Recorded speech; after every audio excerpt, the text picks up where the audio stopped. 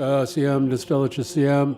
This is the Children of the Setting Sun Productions presentation on the November 28th, 2018 National Energy Board of Canada hearings on the Canadian Trans Mountain Pipeline in reconsideration. The Energy Board wanted to consider testimony from the Indigenous communities that are located in the Salish Sea.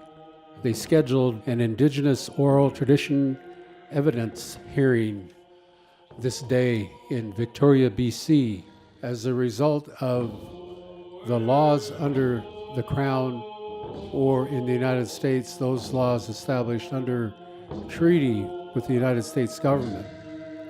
But once our people came through the door, those laws were set to the side as the people expressed those laws that they live under, which are family laws, those laws that recognize the stories and the traditions of our people, the song which brings our ancestors into the room, the blanketing of the National Energy Board and the speakers and witnesses symbolize the protection and the responsibility to uphold those feelings in the room.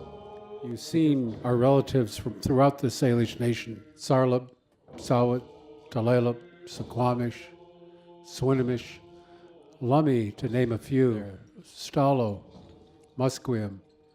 They're all coming to voice their minds and their hearts to the hearing board about what needs to be done and reconsideration of this Trans Mountain Pipeline. The people gathered and they sang their songs, which in our way is a manner of welcoming our ancestors into the room. And in those stories that we're taught to protect, we're taught to speak up for those that do not have a voice at the table. We're in the very beginning of dealing with it. I said I'm just a fisherman, and I'm just here as a fisherman to let you know that the Salish Sea has been giving us clues for 20 years. It started with the herring. The little fish disappeared, and now the salmon's disappearing. And it's taken to the point where the killer whales are giving us the signals. And finally, I'm hoping that people are seeing it, and we're going to be able to stop what's happening to our Salish Sea. The board understands that the Tsartlip First Nation has an oral tradition for sharing knowledge from generation to generation, and this information cannot always be adequately shared in writing. Remember that water flows, and it's not Canadian water, it's not American water. When the tide goes in and out, it's Salish Sea, and we need to remember that we share it. What we have to say today is about our relative from the ocean, the citizens of the ocean. When we saw this mother showing the world, this is my child, she told us, remind yourself and remind the people of who you are. They used to say, the old guys used to say, white man beware, beware, because as soon as we start to die, you're next.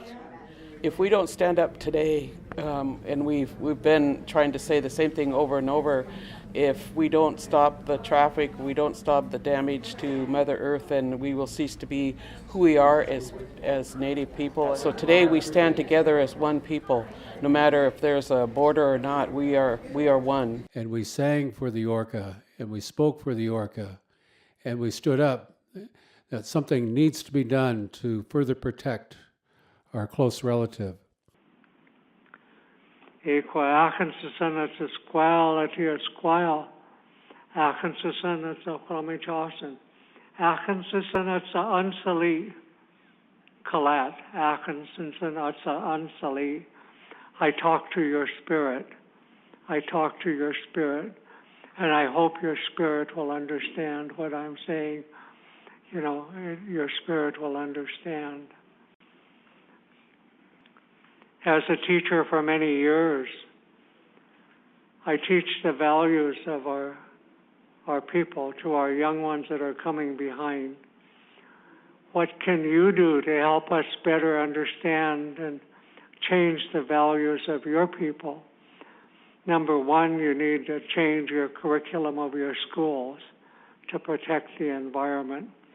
This is most important. You need to teach the children that are coming behind you, because Mother Earth is sacred, and you only have one mother. You only have one mother. When she's gone, there's no more. To look after the land, our relatives, and they would look after us. Each one of them is important, right down to the smallest little bugs. I heard on the news not that long ago that in 20 years, the climate is going to be so hot that the bugs are beginning to become infertile. They will not be able to go on living on this earth. And I was alarmed to hear that, and it made me sad.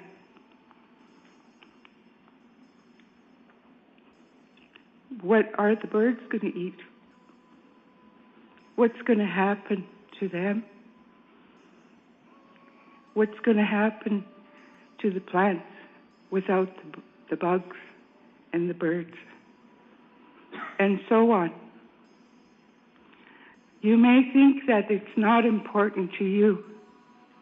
You may think that you can escape this trauma and this tragedy that is happening around us when we disregard this sacred earth, when we disregard our relatives of creation. Do you not think that you're a part of this? Are we not part of all of this creation? And without all of these parts, are we going to be here? This is what I think sometimes. Of a major oil spill in the Salish Sea. The consequences of this kind of a spill would be unspeakable. It would affect marine life and shellfish for decades to come.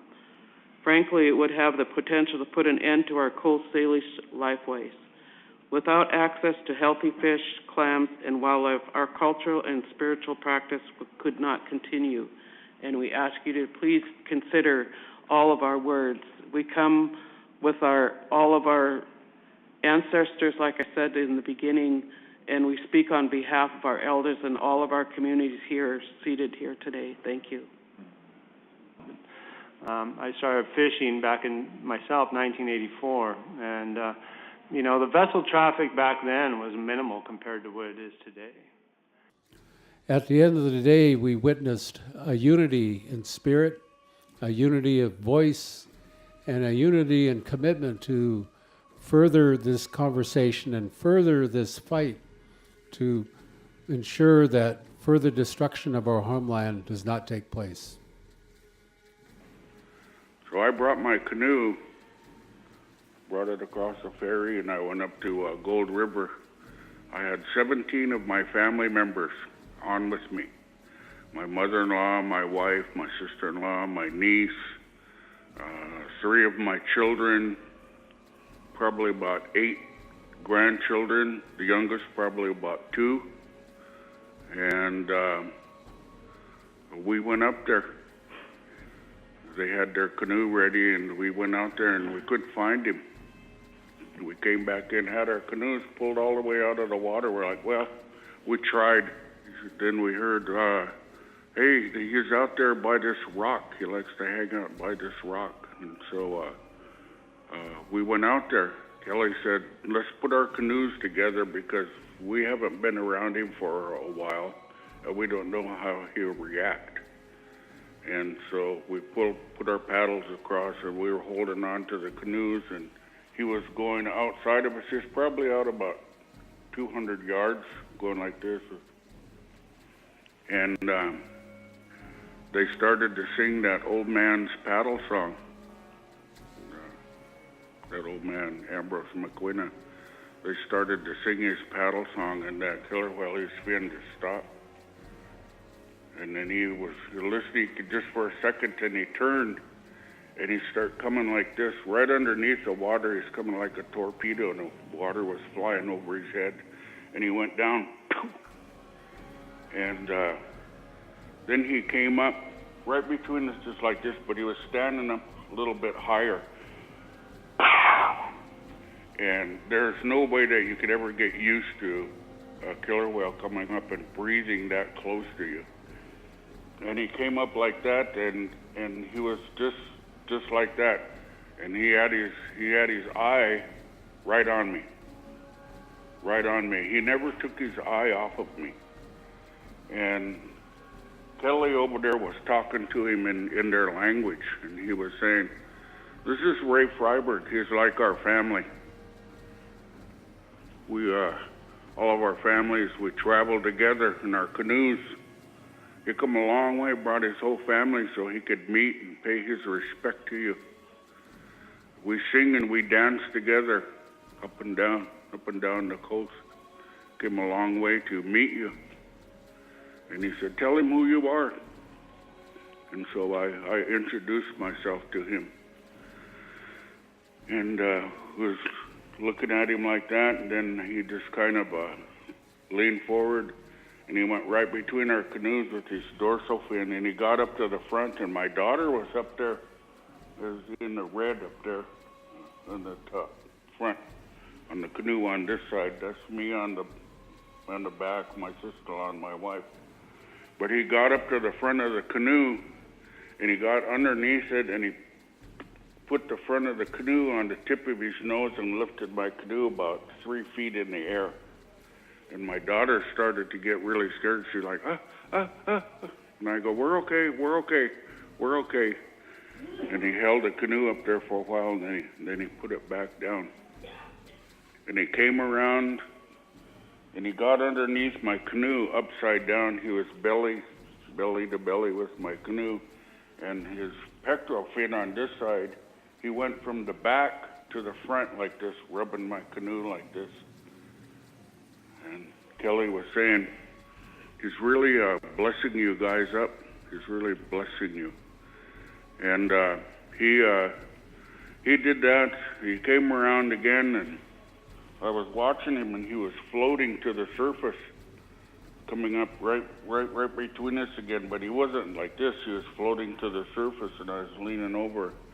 And when he came to the surface, about 2 inches from the surface, I seen this big bubble come out of the blowhole in his head. And when he hit the surface, I was leaning over, and he breathed right in my face. And I was like, how often does that happen to anybody, that you could share that breath with a killer whale? He never popped his head out of the water, just that hole was out of the water, and he started going.